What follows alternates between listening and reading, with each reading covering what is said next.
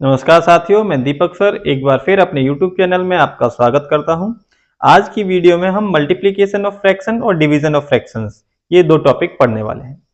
चलिए, multiplication of fraction में आपको ध्यान रखना है कि न्यूमरेटर का मल्टीप्लाई हमें न्यूमरेटर से करना है और डिनोमिनेटर का मल्टीप्लाई हमें डिनोमिनेटर से करना है। दूसरी चीज इसमें इस चीज का और ध्यान रखना होता है कि अगर हम जैसे डायरेक्टली इसका मल्टीप्लाई करते हैं तो कभी कभी क्या होता है, बड़ी संख्याएं आ जाती हैं और जब बड़ी संख्याएं आती हैं आप मल्टीप्लाई कर लेते हैं। फिर उन संख्याओं को जब हम लोएस्ट टर्म में कन्वर्ट करते हैं, यानी सबसे छोटे रूप में यानी सरल रूप में उसको जब हम करते हैं तो हमें संख्याओं को काटने में दिक्कत आती है। हालांकि मैं डिविजिबिलिटी वाली वीडियो पहले ही बना चुका हूं, अगर आपने डिविजिबिलिटी वाली वीडियो देखी है तो आपको काटने में संख्याएं कोई दिक्कत नहीं होगी। लेकिन फिर भी यदि आप मल्टीप्लाई डायरेक्टली कर लेते हैं और डायरेक्टली मल्टीप्लाई करने के बाद जब आप उन संख्याओं को काटकर उसके सरल रूप में लिखते हैं यानी लोएस्ट टर्म में लिखते हैं तो आपको काटने में थोड़ी समस्या हो सकती है। तो उसी समस्या को दूर करने के लिए आपके लिए एक और उपाय है कि आप सबसे पहले किसी भी डिनोमिनेटर से, चाहे इससे अगर कोई न्यूमरेटर कट रहा है या इस वाले डिनोमिनेटर से कोई न्यूमरेटर आपका कट रहा है, तो आप डायरेक्टली पहले काट लीजिए और जब सब डिनोमिनेटर से और सारे न्यूमरेटर कटना बंद हो जाएं, तब आप क्या करेंगे, डायरेक्टली उनका जो बचेगा उसका मल्टीप्लाई करके और यहां पर लिख देंगे। चलिए एक दो एग्जांपल लेते हैं और उनसे हम समझने की कोशिश करते हैं। अब हमने एक फ्रैक्शन लिया 1/2 और उसका मल्टीप्लाई हमें 7/5 में करना है। तो हमने देखा कि न्यूमरेटर में हमारे पास 1 है और 7 है। देखिए 7 केवल 7 से ही कटेगा और 1 को काटने की जरूरत नहीं है क्योंकि वो तो ऑलरेडी लोएस्ट टर्म में है। अब डिनोमिनेटर में जब हमने देखा तो ऐसी कोई भी संख्या हमारे पास नहीं है जो 7 से कट सके। अब जब कोई भी संख्या ऊपर वाली यानी कोई भी न्यूमरेटर किसी भी डिनोमिनेटर से जब नहीं कट रहा है तो आप डायरेक्टली उनका मल्टीप्लाई करेंगे। 7 1 जा 7, तो आपने न्यूमरेटर में 7 लिख लिया और डिनोमिनेटर में आप डिनोमिनेटर का मल्टीप्लाई करेंगे 2 into 5 and it is equal to 10, यानी 2 का मल्टीप्लाई जब आप 5 में करेंगे तो 10 आंसर आएगा। अब देखिए 7/10 हमारा एक ऐसा फ्रैक्शन है जो एक प्रॉपर फ्रैक्शन है और प्रॉपर फ्रैक्शन है और अपने लोएस्ट टर्म है, क्योंकि 7 और 10 इनमें कोई भी कॉमन फैक्टर नहीं है। तो आप क्या करेंगे, इन दोनों में से किसी को नहीं काट सकते। तो जब इन दोनों को नहीं काट सकते तो यही आपका आंसर हो। चलिए एक और एग्जांपल लेते हैं, 8/16 और 3/2। अब हमने जब ये फैक्टर लिया तो हम देखते हैं कि अगर डायरेक्टली इनका हम मल्टीप्लाई कर लें तो 8 3 जा 24 आ जाएगा और 16 2 जा 32, और फिर आपको 24 से 32 काटना पड़ेगा। तो आप उस तरीके से न काट के मैंने जिस तरीके से आपको बताया था कि आप किसी भी न्यूमरेटर से किसी भी डिनोमिनेटर को काट सकते हैं। तो इधर न्यूमरेटर में क्या है, आपका 8 है और 3 है। हमने देखा 3 न्यूमरेटर में है लेकिन डिनोमिनेटर का कोई भी फैक्टर 3 नहीं है। 16 हमारा 2 से ही कटेगा, 2 भी हमारा 2 से ही कटेगा, लेकिन 3 से कटने वाला कोई भी नंबर हमारे पास डिनोमिनेटर में नहीं है। तो 3 को हम ज्यों का त्यों बना रहने देंगे। अब हमने देखा 8 हमारा 2 से कट जाता है और 2 हमारा नीचे भी है, तो हम डायरेक्टली से काट देंगे। 2 1 जा 2 और 2 4 जा 8, और काटेंगे तभी जब सेम नंबर से डिनोमिनेटर और न्यूमरेटर दोनों कट रहे हो। अब यहां पे सेम नंबर से कट रहा था, ये 2 से कट रहा था, इधर भी 2 से कट रहा है आपका, तो हम क्या करेंगे, 2 से काट देंगे। अब हमने देखा यहाँ 4 है, यहाँ 16 है, दोनों ही काटे जा सकते हैं। तो 2 2 जा 4 और 2 8 जा 16 और 2 1 जा 2 और 2 4 जा 8। अब इस तरीके से हमने 2 से जितनी भी संख्याएं कट सकती थी सारी संख्याएं काट दी। अब कोई भी ऐसी संख्या नहीं बची हमारे पास जो न्यूमरेटर से और डिनोमिनेटर को काट सके। जैसे ऊपर आपका 1 फैक्टर रह गया और इधर 3, लेकिन इधर 3 किसी भी नंबर से नहीं कटेगा और 1 को काटने की जरूरत नहीं होती। तो 3 1 जा 3, तो ये हमारा 3 हो गया न्यूमरेटर में, और यहाँ पे 4 बचा और इधर 1 बचा, तो 4 1 जा 4, ये हमारा 4 आ गया और यही हमारा 3/4 आंसर होगा। तो इस तरीके से हम आसानी से कोई भी नंबर मल्टीप्लाई कर सकते हैं। जब हम कंपटीशन लेवल पर और इस तरीके के क्वेश्चंस को सॉल्व करते हैं तब हम डायरेक्टली प्राइम नंबर से काट कर नहीं, इसको देखते हैं कि अगर बड़े से बड़े नंबर को पहली बार में ही हम काट लें तो उससे हमारा जो समय है वो बच जाएगा। जैसे हमने यहां पे काटा था, 2 से काटा था, 2 4 जा 8, और फिर हमने 2 से काटा था, 2 2 जा 4, और उसके बाद 2 1 जा 2। लेकिन इसको जब कंपटीशन लेवल पर हम करेंगे तो इसको 3 बार न काट के हम डायरेक्टली भी काट सकते थे, 8 1 जा 8 और 8 2 जा 16। जब 8 से ही ये डायरेक्टली कट रहा है, हमें दिखाई दे रहा है कि 8 से ही डायरेक्टली कट रहा है, तो हम इसको डायरेक्टली 8 से काट सकते हैं। यानी हमें न्यूमरेटर और डिनोमिनेटर में कोई सेम फैक्टर देखना है, और सेम फैक्टर से जब नंबर कट रहा है तो उसे हम डायरेक्टली काट सकते हैं, और हमें कोशिश करनी है कि जल्दी से जल्दी नंबर हम काट कर और मल्टीप्लाई करके आंसर दें, क्योंकि कंपटीशन लेवल पर समय हमारा कीमती होता है और समय ही हमें सिलेक्शन दिलाता है। चलिए नेक्स्ट एग्जांपल देखते हैं। इसमें है हमारा 13/4 मल्टीप्लाई बाई 7/15 मल्टीप्लाई बाई 20/13। अब इन 3 नंबरों का आपको मल्टीप्लाई करना है। जो 3 फ्रैक्शंस दिए गए हैं इनका आपको प्रोडक्ट निकालना है। मल्टीप्लाई में डायरेक्टली आपको दिया जाएगा, या तो आप इनका मल्टीप्लाई कीजिए या फिर दिया जाएगा आपको कि फाइंड द प्रोडक्ट, यानी प्रोडक्ट इसका निकालिए। तो प्रोडक्ट का मतलब ही होता है कि मल्टीप्लाई करके जो आंसर निकल के आए वही प्रोडक्ट होता है। तो आपको इसका प्रोडक्ट निकालना है या फिर मल्टीप्लाई करना है।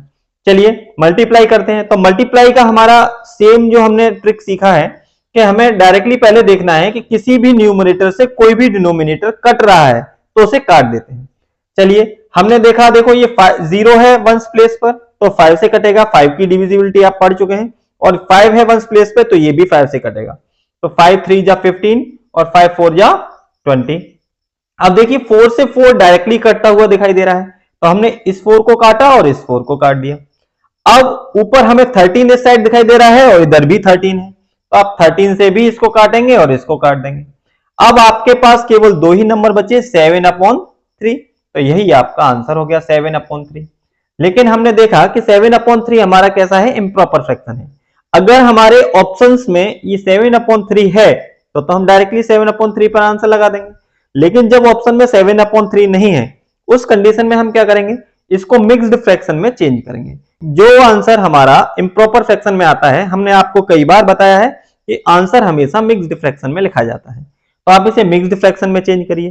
तो मिक्स्ड फ्रैक्शन में चेंज करने के लिए आप 3 का डिवाइड 7 में करेंगे, और जितने बार जाएगा, जैसे 3 2 जा 6, 2 बार गया तो 2 बार को हम एज अ होल नंबर लिखेंगे, और जो रिमाइंडर हमारा बचा 3 2 जा 6 और 1 7, 1 रिमाइंडर बचा, रिमाइंडर को हमेशा ऊपर लिखते हैं, और जो नीचे होता है वो तो हमेशा ही नीचे ही रहता है, यानी 3। तो ये हो गया हमारा आंसर 2 1/3, 2 होल 1/3। चलिए एक और एग्जांपल लेते हैं। 3/4 ऑफ 8/14 इंटू 7/9। अब देखिए यहां पे एक नया वर्ड मिला हमें, ऑफ। तो ऑफ का मतलब भी मल्टीप्लाई होता है, लेकिन होता क्या है, जब हम बोर्डमास रूल यूज करते हैं, बोर्डमास रूल यानी जब हमारे पास एडिशन, सब्ट्रैक्शन, मल्टीप्लीकेशन, डिवीजन ये सारे ही इकट्ठे आ जाते हैं किसी क्वेश्चन में, या इनके साथ साथ ब्रैकेट्स भी आ जाते हैं, तो उन ऐसी कंडीशन में इस ऑफ का अलग ही महत्वपूर्ण योगदान होता है। ऑफ जो होता है, ऑफ को हम डिवीजन से पहले सॉल्व करते हैं, और जब ये बोर्डमास रूल हम बताएंगे तब हम आपको बताएंगे। अभी केवल आप इतना ही समझिए कि ऑफ का मतलब भी क्या होता है, मल्टीप्लाई। चलिए ऑफ की जगह हम मल्टीप्लाई लगा लेते हैं। तो 3/4 इंटू 8/14 इंटू 7/9। अब हम सेम चीज करेंगे इसमें भी। 3 से अगर कोई नंबर कट रहा है, 3 से हमने देखा 9 कट रहा है, तो 3 1 जा 3 और 3 3 जा 9। अब देखो नीचे 3 है लेकिन ऊपर कोई भी नंबर अब 3 से नहीं कट रहा। अब 4 नीचे है, ऊपर 8 है, हम जानते हैं कि 4 से 8 कट जाएगा, तो 4 1 जा 4 और 4 2 जा 8।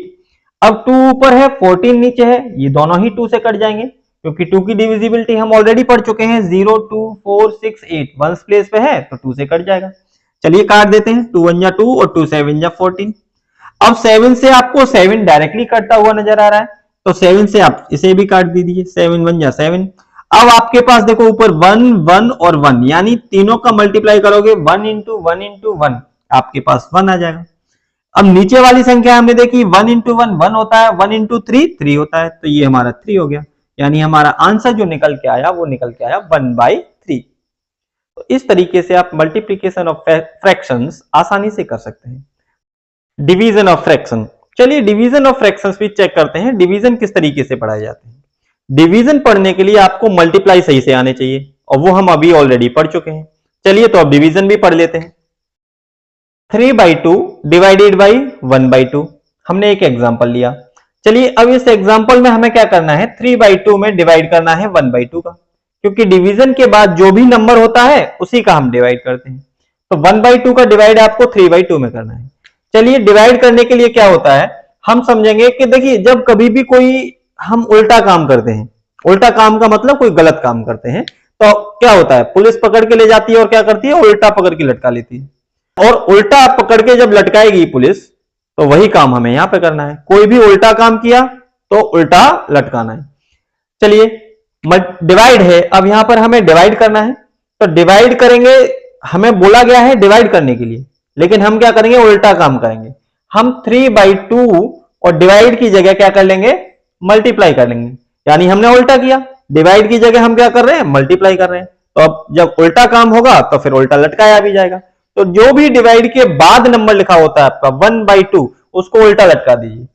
2 नीचे है और 1 ऊपर है, बस इसको उल्टा लटकाना है, 2 ऊपर आ जाएगा और 1 नीचे आ जाएगा। अब आप क्या करेंगे, आसानी से मल्टीप्लाई कर लीजिए और यही आपका डिवाइड हो जाएगा।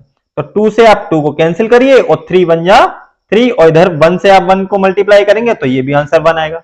और जैसा कि हम जानते हैं कि 1 डिनोमिनेटर में लिखा नहीं जाता, हम आपको पहले भी बता चुके हैं कि हर एक नंबर के नीचे 1 होता है, लेकिन उसे हम लिखते नहीं है। लेकिन जब हम कैलकुलेशन कोई करते हैं तो उस टाइम पे उसे लिख लिया जाता है, और कैलकुलेशन जब खत्म हो गया उसके बाद अगर डिनोमिनेटर में 1 आ रहा है तो उसे लिखा नहीं जाता। तो इसीलिए हमारा आंसर हो गया 3। बस यही चीज आपको फॉलो करना है।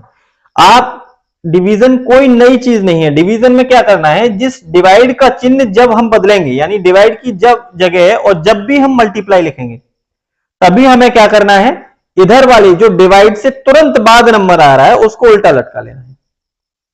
चलिए एक और एग्जांपल लेते हैं। 7/14 डिवाइडेड बाई 7।